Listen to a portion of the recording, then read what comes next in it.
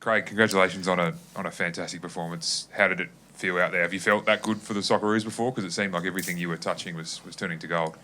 Yeah, it felt good. I probably have felt as good as that. But it was I think just a really good night for myself and obviously for us as a team to put in a decent performance and contribute to a lot of goals. For myself, really happy to be able to come in after missing last week. Whenever these windows come up, I want to be involved in every single game and play as much as I can. So to miss that one and watching at home on TV, it was, obviously a little bit hard to take, but really happy I could make up for it tonight. We were just listening to your interview with Ten talking about how much it meant for you to set up Cassini's first goal as well. Can you just talk us through your relationship with him and how pleased, I guess, you are to see him now kicking on as well into the Socceroos? Yeah, really, really happy for him. He's gone obviously across to England and put in some really good performances there, and he's starting to get the opportunity now at national team level. I've spent a lot of time with him at Adelaide, and I think he's someone that has a really bright future ahead of him. And as his game develops and he starts to obviously play more games and get more consistency at that level, I think, he's someone that has the potential to go very high in the game with the physical attributes that he has. And if he can fine-tune, I guess, some of the other areas and that sort of thing, then he's going to be very tough to handle. It seemed, like for a lot of this game, it was going the same way as the last game, kind of stuck in that pattern in the first half, make it to half-time at 1-0, having missed a few chances. What was said during the half-time break that really kind of sparked you to come out firing again at the start of the second? Be nice. No, look, I think, especially amongst us players, we spoke about, in particular, the last 10 to 15 minutes of the first half. And I think we did a lot better within that, and we did it a bit in the second half as they opened up more and came out to press more. But we kept the ball in the middle area and bounced it around and into the strikers and back because they started to play a little bit man v man in the wider areas, which makes it obviously a little less space. So we drew them in a lot more and were more secure on the ball with the sloppy turnovers, and then we're able to hurt them in the wide areas as well. So, I think we did really well knowing that perhaps they would come out in the second half to come out and try and press a bit higher. But I think, the biggest thing about it is you can see the intent straight when we come out from the first whistle and then from the restart as well. We score because of the intent of Dukey and Cass in the pressing and the intensity we put in that, and then from the free kick. And just on that, the illness that ruled you out of Thursday, we heard you were, smashed with antibiotics. You felt, you looked amazing out there tonight, physically fit. Were you feeling amazing? Yeah, to be honest, I felt pretty good. I think obviously it's known that since the Asian Cup I've been dealing with a couple of niggles and they're still hanging around. So hopefully I'll be able to I guess, deal with them come the end of the season. But I've put a lot of work in away from the field to try and put myself in a better position physically. So obviously the sickness was just one thing that is unavoidable, catching it as I'm coming over. And then, like I said, it was disappointing to be out with that and watch the team play and wanting to be able to help. So, I feel really good. I felt really good today, and hopefully I can take that back to club level. And perform really well and then prepare for, obviously, the next qualifiers. Craig, you obviously don't have the history with him like you do Cassini, but John Ardale got his first international goal today as well, and it looked like in the celebration the emotions might have overcome him there as you all got around him. Just what was that moment like for you, just seeing a young player like that and the group as a whole celebrate like that?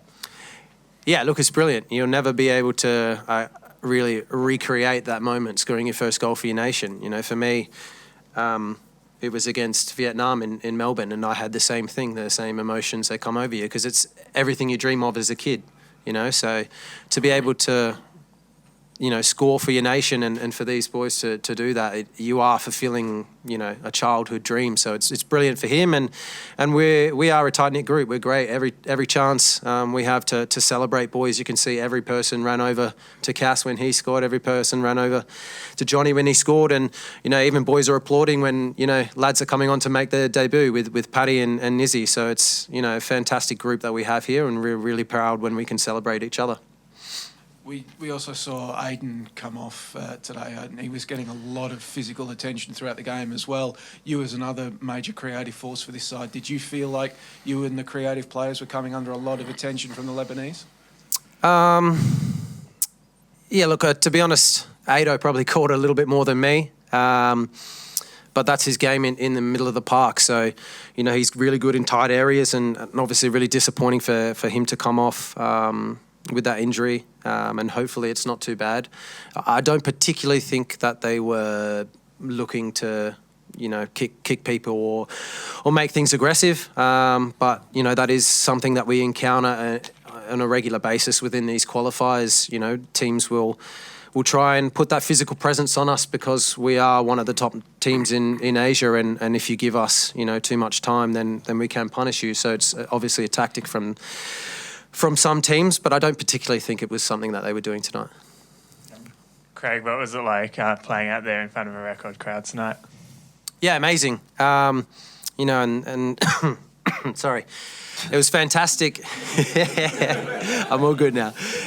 It was fantastic, obviously, to come to Canberra the first time in quite a few years, and obviously, get a packed out stadium and really hit a different area of supporters. I think it's really important that we continue to hit different cities in Australia, and I've been quite vocal on it recently. But it's fantastic that we've come to Canberra, fantastic that we're going to Perth in a couple months' time, but I really hope that we can get to Adelaide because it's been 7.5 years. So, I hope we can go there and pack out, or get a big crowd for that one because I'm sure it would be a great atmosphere again. Would you like to come back here to Canberra more often? Yeah, absolutely. I'm a big advocate for coming to each city, and we have, I guess, 3 years of qualifying and a few games. Obviously, we've been restricted with being able to have games in Australia, so that's affected it as well. But I'm a big advocate for hitting the different cities across the country and connecting with all the different fans in different cities. Can I just get one more in for Craig? Yeah. Sorry, mate, just wondering how much 2026 is motivating you right now, because you're at that age probably where, you could go either way with players in their early 30s in terms of tournaments that are a couple of years away, but it sounds like you're doing everything you can to get the most out of your body. Is that World Cup another one for you, just the thing that's driving you at the moment? Yeah, absolutely. I think, Arnie and I did speak at the Asian Cup and we discussed what I was wanting to do. And in particular, the last 2 to 3 years, I've really struggled in terms of having consistent niggles and consistent injuries. And that's really because I've played with pain throughout the season and then had to deal with it in the off season and then not had, I guess, much time off. I was hoping at the beginning of this season to be able to get a good pre-season under my belt and sort that out and get a good foundation. And unfortunately, I had the deal to Saudi and after having the hernia surgery, I was playing again within 1 month. So, I haven't been able to, over the last 2-3 years, put myself in the best physical condition throughout the season. But, like I said before, I'm taking a lot of action away from the field and trying to, give myself the best possible chance to be here longer, because I feel performance-wise and ability-wise and physically at times when I am feeling good, I feel I'm in my prime and I feel I have too much to give to be able to walk away just now. So, yeah, I have had the conversation, but that is definitely driving me. And whether I get there or not, we'll see in a few years' time. But right now, the motivation is to get the body right, make sure I'm in a good physical condition so I can put in more performance just like I did tonight. Thanks, Craig. Thank you. Thanks, Goody. Well done. Arnie, before we get to the many good things tonight, the cloud, Aiden being carried off, obviously distressed. He's just come back in. Now he's being carried off again. Do you have any early updates on him? No, look, the medical side of the medical team and that are looking after that, but I will say if there was VAR, that was red. It was a pretty horrible tackle when you look at it back. But as I said, at this moment, he's hobbling around in the dressing room, so that's a good sign. And in terms of the performance itself, obviously second half explosion. We heard from Craig about some of the things that he think instigated it. How did you see it from the touchline? Yeah, look, again, a great start and getting a goal early, and we should have been up 3 or 4-0 at half time. And this is stuff that I've been driving with the boys about. Raising our standards, and when I say that, it's about taking those opportunities to kill teams off, not letting them stay in the game. And at a half time, we had some good clips from the first half and showing the boys that where the spaces were and how they were tracking. The centre backs were tracking in, so when someone came short, the other one had to run long. But look, compared from the first game, obviously the first game we had one session, and we've been able to have 2 down here. And after the first game, it was all about the lack of penetration in behind, and so that's what we worked on Sunday night and last night. It was about, if a player's on the ball, you don't stand still, move and make forward runs and penetrate and those type of things. And the boys took the information well. Arnie, obviously we're all going to be writing about Craig tonight. Just wondering, in terms of crosses of the ball in Australian football, you would have seen quite a few over the years. Where does Craig rank with his left foot? It's just the growth of him, Vince, if I can say that, in terms of leadership and mentality. I think, when I knew Craig Goodwin younger, he didn't believe in himself like he does these days. And, he's... obviously, he's a top quality player, but he's a fantastic person and a great leader. And in and around the dressing room and on the pitch and that. But look, his delivery, his set pieces is fantastic, and and obviously with his finishing, it's just got better and better as he gets older. And as he said, I won't go into the detail, but the conversation we had after the Asian Cup was pretty much, you only have a short career in life. Don't throw it away now, and keep going, and just do 1 year at a time. And that's what he pretty much we had the discussion about, because, as I said, players have limited time for their careers, and I think he's nearly in his prime.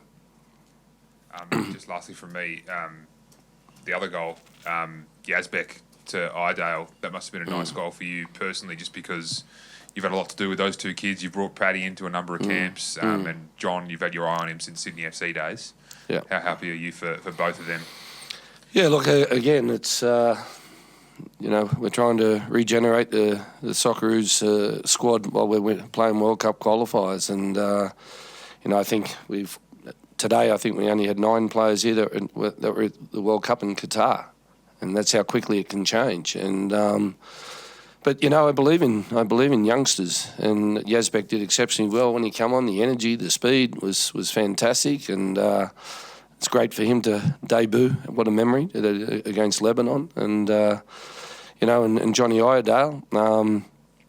He's a kid that's got the X factor, and he just needs a bit more game time. But that's where we're at. Where I'm trying to look at all different number 9s, and he gives you, like Yengi, he gives you a different style and a different way to the other 9s that we've got. You talked about trying to regenerate the squad while playing World Cup qualifiers. You handed out 3 caps in this window, Iredale, Nisbet and Yazbek. I asked you on Thursday about, what you'd made of Nisbet so far, and I'll ask you the same question again now that he's had some game time as well. But also going forward, how important do you think that regeneration is going to be as you get towards 2026 and bringing new players through the system as well? Well, I had to do it last time, and I coached the Olympic team to get that. And if you look at the squad, there's probably 10, 11 players from that Olympic team that are here. And I wish I didn't have to do it, regenerate. I wish it was already there. But I've got to, keep thinking outside the square, because it's easy. I could sit there and just think about the next camp or the next 6 months. But I've been around football long enough to know that it can change very, very quickly. But it is what it is. Now, next camp is, and I'm saying this openly and honestly, it's, those FIFA ranking points are crucial at this moment, winning these games. And it's not about, anything. And this June window will come up and the bottom 6 teams of the A-League, I won't be able to pick anyone from. And the ones who get knocked out in the semi-finals and don't play for 3 weeks, it's going to make it hard. So I think the grand final's on June 2, is it? Yeah, June 2. And pretty much I'll only be able to pick players from the grand final teams. And then That shows you where we're at, Wellington and winning it. Kiwis. That's a joke, please. Please, that's banter, please. I don't want to see it as a headline tomorrow, right? And then just on Iredale, it was already touched on with his celebration for his first goal. He had tears in his eyes, showing just what it means to be a Socceroo. But, Vince touched on it. You've had your eyes on him for quite a long time. What does that mean for you personally, getting to see a scene like that after he scored his goal? It's fantastic. He's such a good kid. And, when I had him in Sydney, I honestly saw something in him. And you guys might not know this or remember this, but the first camp I had with the Socceroos, I brought him in. And he was obviously 21, 22 years of age. And he's had a bit of a rough run with injuries. But, he's, as I said, he's got that X factor. It just needs a little bit more consistency with that X factor that he does it more often. Graham, Craig touched on it a little bit, but record crowd tonight. Would you like to see more games down here in Canberra for the Socceroos? Yeah, look, it was fantastic. The pitch was great. And I have to say, I don't think I've ever seen the weather like this in Canberra. It was, for the boys who live over in Europe, they hardly see sun. So for them to come here, and the weather was great, hotel was fantastic, and crowd tonight was really good. And as I said to the boys before the game, this should be a city that has a football club. So go out there and show everyone, and inspire everyone to have that, because to see the crowd there tonight like that and supporting the boys was really good. On the back of that, how concerned are you about the lengthy process that the men's A-League team is taking place at the moment? Yeah, look, I have to be honest, I haven't really been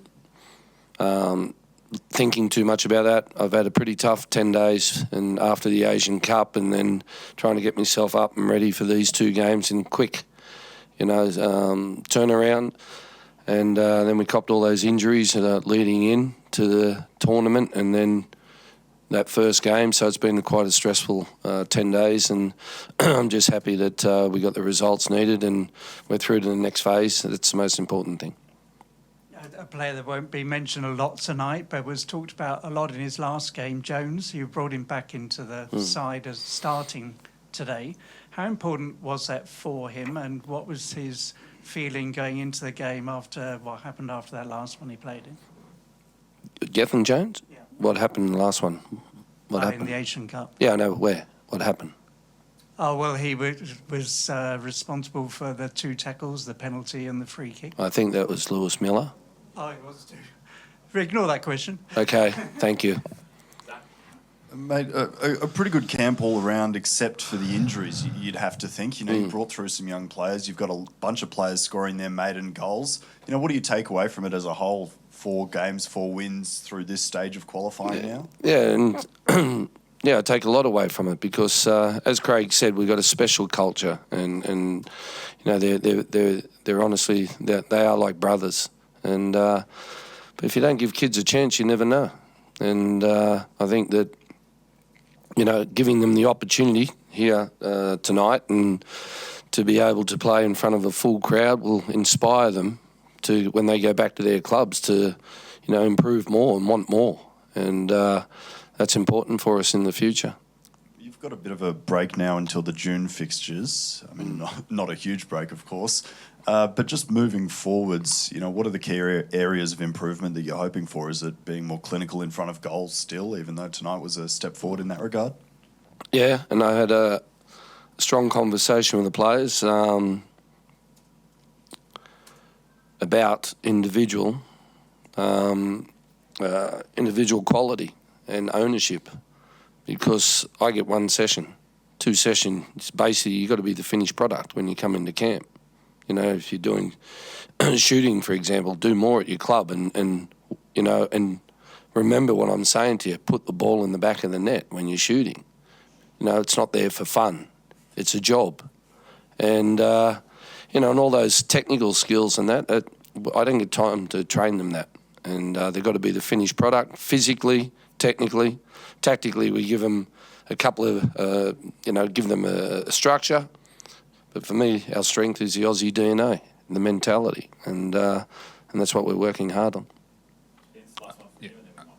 Arnie, just with June, you've mentioned a lot about the rankings points and how important that is. Does that mean you're just going to go full strength where you can, or will you try and balance, the possibility for experimentation with the need for those points? How are you going to look at it with those two sort of... Yeah, Vince, I think, good question. I think I'm not into giving caps away. I think, to earn a cap, it needs to be deserved and the reward of it. But, some of the older boys... maybe they need a break especially after, they come off the back of the World Cup and then, go back to their clubs, and then they've had a Asian Cup in the middle of the season, and so maybe they'll need a break. So it's something further down the track. I'll be contacting all the boys and having a good chat to them on how they feel and if they need a break, because sometimes they come with us, it's 10 days of their holidays gone and they get a shorter break. Where some players, as I said, after a long season, they need a good holiday, clear the brain, freshen up, and then we get ready to go again. Thank you, guys. Thank you.